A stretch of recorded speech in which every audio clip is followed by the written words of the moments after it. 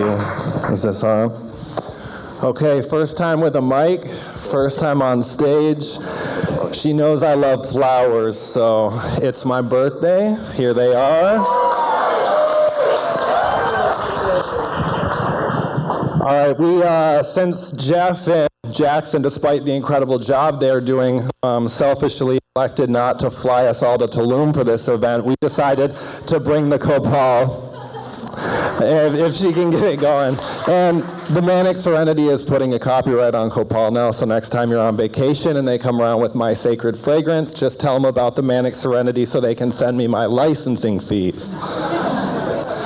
But look, we don't have a lot of time here. I have 20 minutes to try to communicate to you the most important thing that I can see right now in my life and in the world. And for that, I have to create some context. So I'm going to ask you for the kind of focus that you would have if I put a bomb here with a 20-minute timer, and to turn it off, you had to solve a puzzle. So first, let's do an introduction. This beautiful woman over here, Miss Gigi Free, the children's book author and my partner in seeking love, life, and all that it contains, all the sublime beauty and also the interminable anguish, depending on which season. We stick through all of it. So Gigi, thank you for being here. I wouldn't be here right now without her. And you all, well, you know, Rumi already told you, you are the universe in ecstatic motion. But I would like to add that with good or bad, it's never magic, because you're only drinking half the potion. Yes, Jackson, you are the whole sea in a drop, but see, this is not just your average ocean.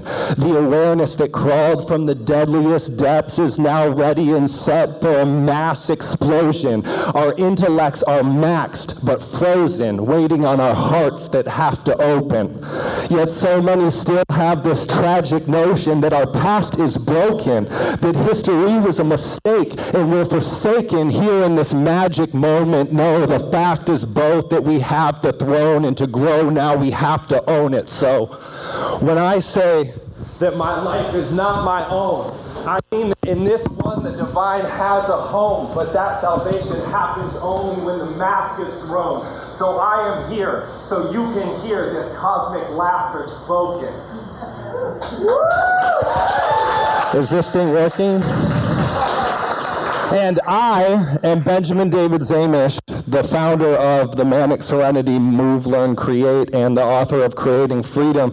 And last year, the greatest accomplishment of my life, the Eternal Testament, the 12 categories of laws needed to bring about the unifications of physics and transcend the human condition. And that is a proper introduction.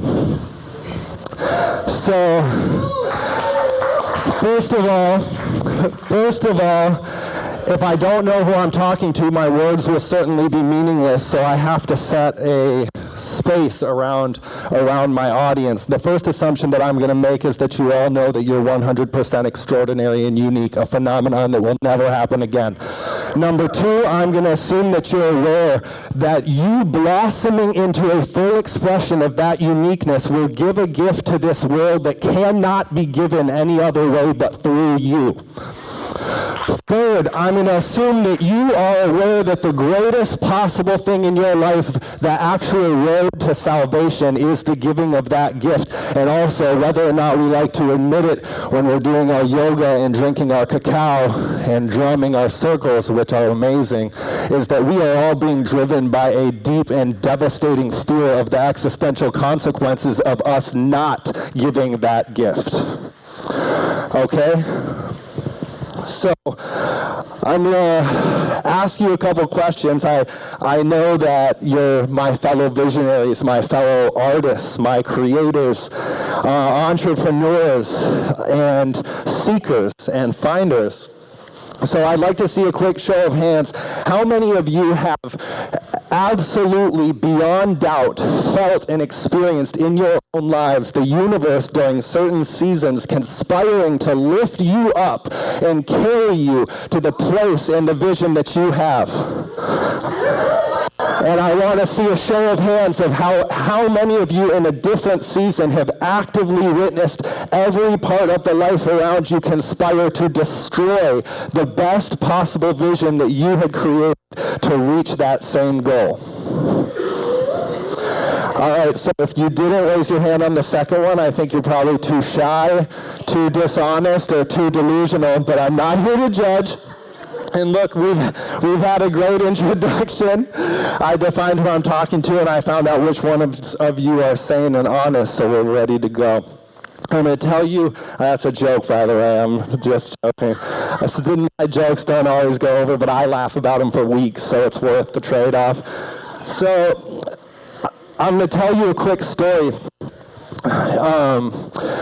In the mid to late 1960s, the northern mountains of Mexico, there was a spiritual master walking with his apprentice.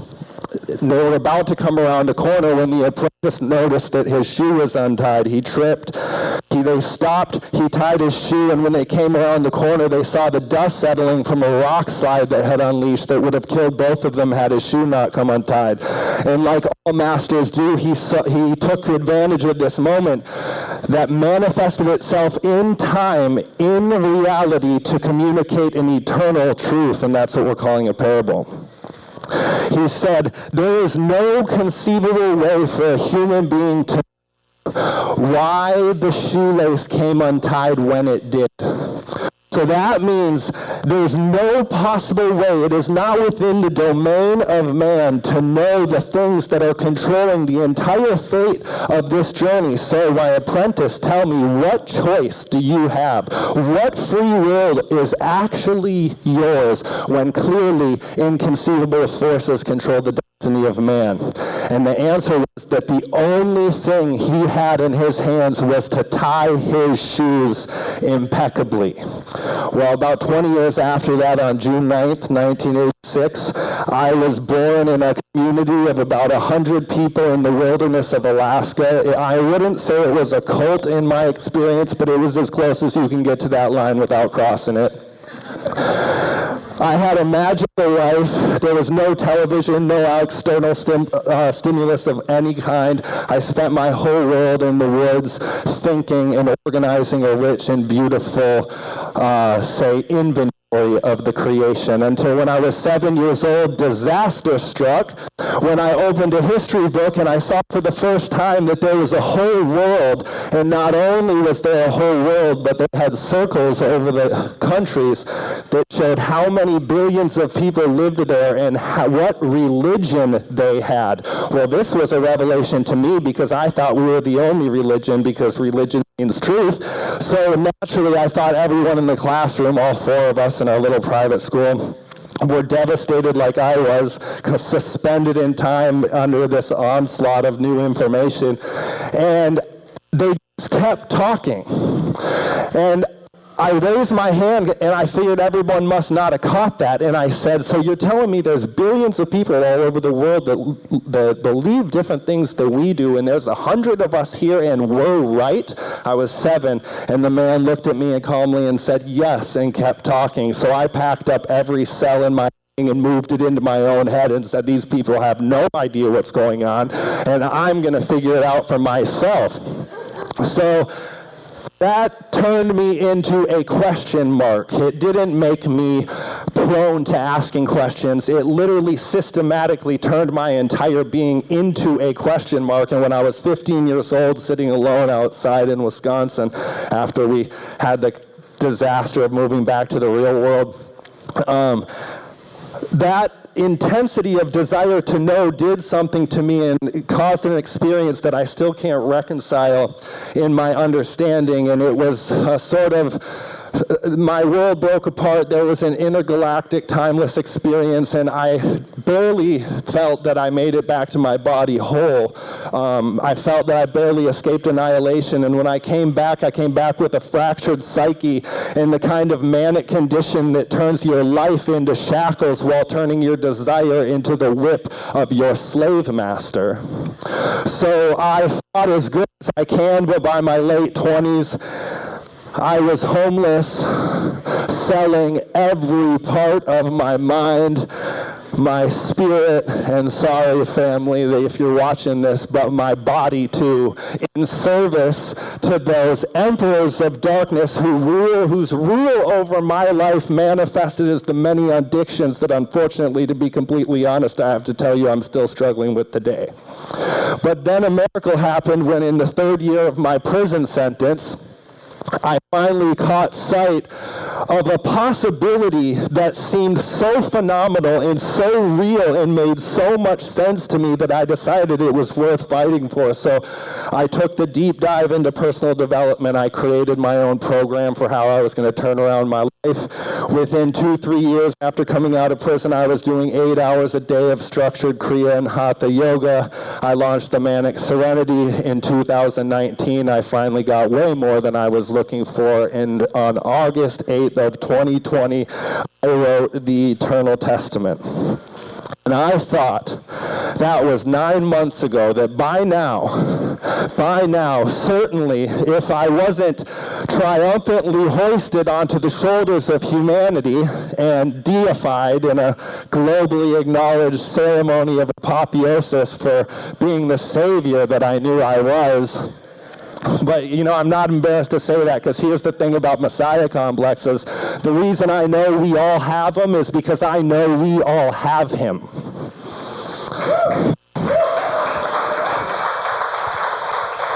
But even if that didn't happen, certainly an achievement, an arrival of this magnitude, something I had focused on my entire life, would have given me some kind of pass. But the last 9 months, I have withered and have not written. The only reason my brand has any momentum going is because Gigi has been kept it going. I have successfully ran a construction company that does underground high-speed internet fiber, so if you found richness and joy through the services of Wi-Fi, I can tell you you're welcome for that. But I haven't been able to continue on the projects that were most meaningful to me because I found myself absolutely crippled and paralyzed by the realization that I had bought into this myth of arrival. I let myself think that perceiving truth allows you to transcend the conditions of reality. I let myself forget about that walk with the master in the mountains in Mexico. I forgot that I was just a man and that the things would happen as they will and the rocks would fall where they want, and the only thing I had to do was to tie my shoes impeccably. And the devastating reality that I saw was, despite all I had been through and despite all I had accomplished, I still didn't know what that meant. So for the last 9 months, I've gone to work and I've asked myself this question over and over and over. What is impeccability? You can put up the graphic.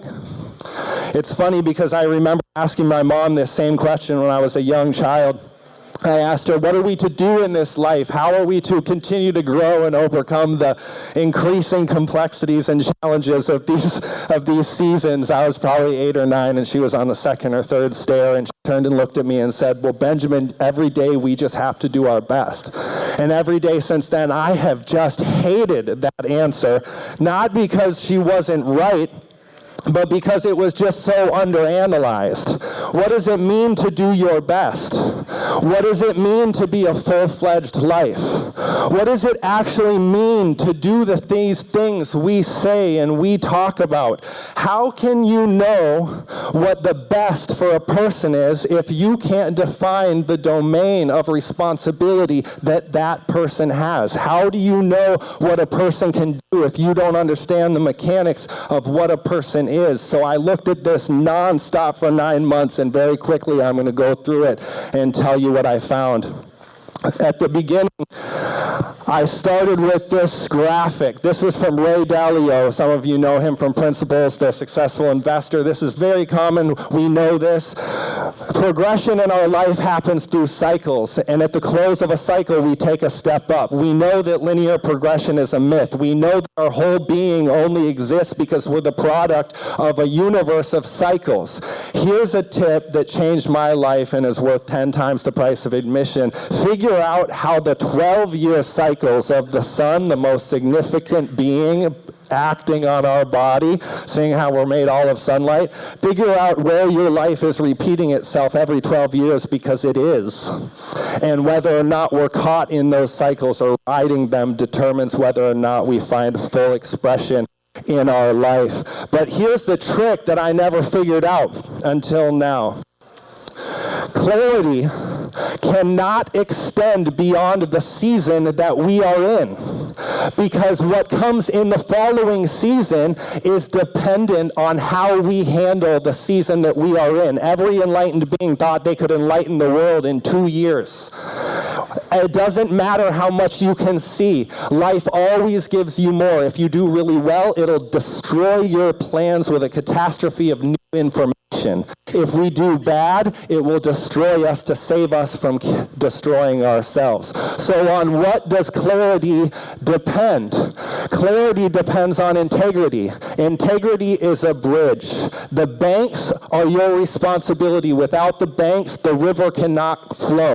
You have to control yourself to allow the universe. You have to define the banks of the river, or else power can never move through you.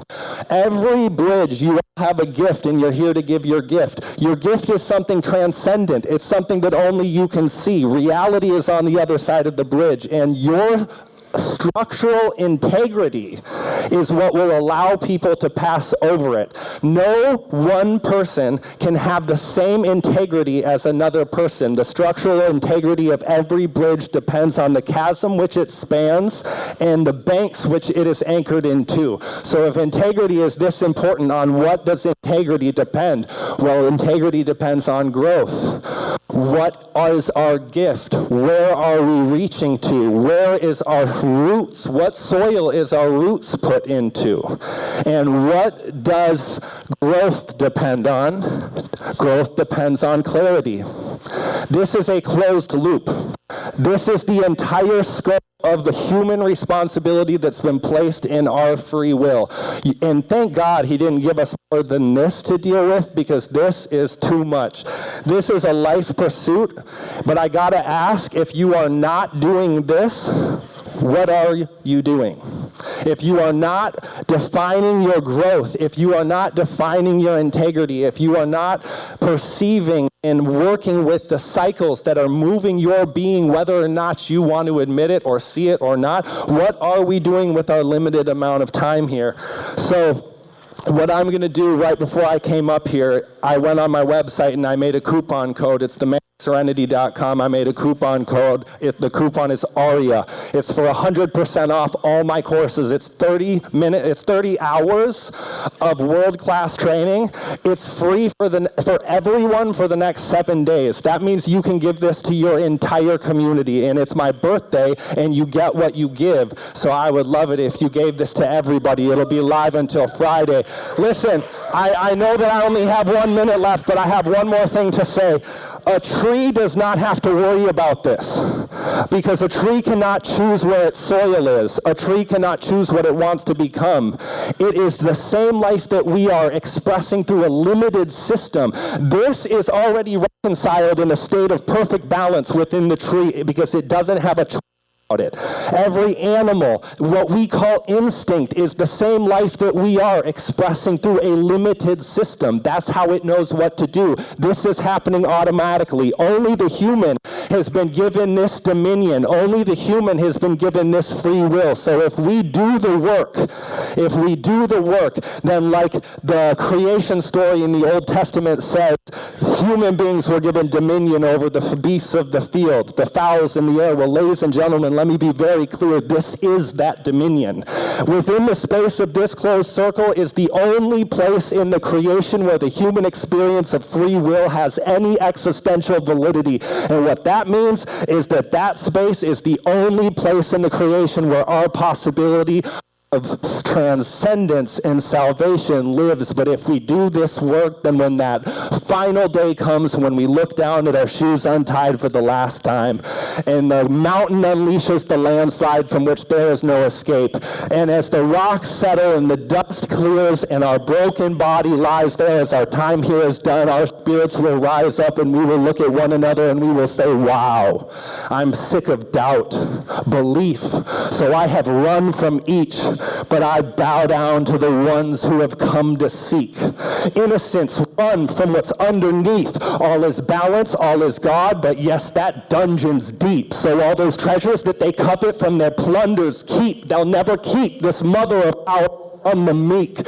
So I bow down to the truths that my speak. When this unique drop of the ocean is flung to sea, freedom's born out of the fire. It doesn't come from peace. So by desire does my being to those wonders reach. I swoon where moons seduce me and those suns do preach.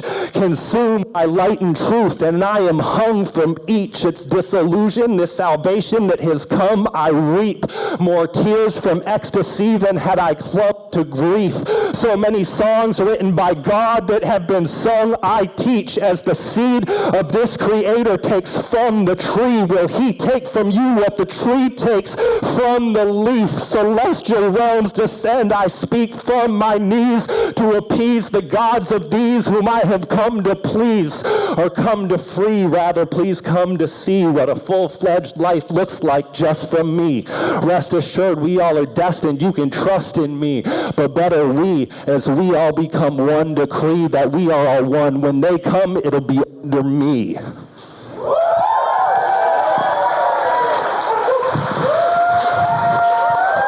Brother, amazing. Amazing. How was that, everyone? Let's give a hand for Benjamin Zaemisch. What a journey, what words. And now, remember here, stay up here, Benjamin. This man just poured his heart out, sharing vulnerably his powerful story, dropping all kinds of wisdom. This is so important to him. This is a really, really, really, really big moment in his life, and it happened on his birthday. Do you have it? I just want to say I can't give anything if it's not received. A gift is not a gift if it is not received. So please help create for me an outlet for all this that I'm trying to give, because I am dying here. He says he's dying. What do you say we give him the gift of life and really receive this message here on his birthday? Does that sound good? Good. Come up, Benjamin. Come up here. Let's have a group hug. Come up to the top. Come on. Yes, out of the seats. Yes, we are having an Oreo moment over here. Come bring the love. We're not gonna sing happy birthday, but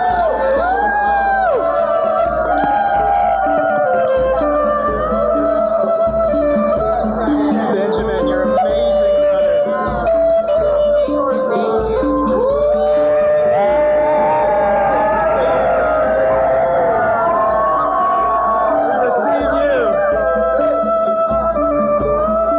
On three, everyone. Happy birthday, Benjamin. 1, 2, 3. Happy birthday, Benjamin!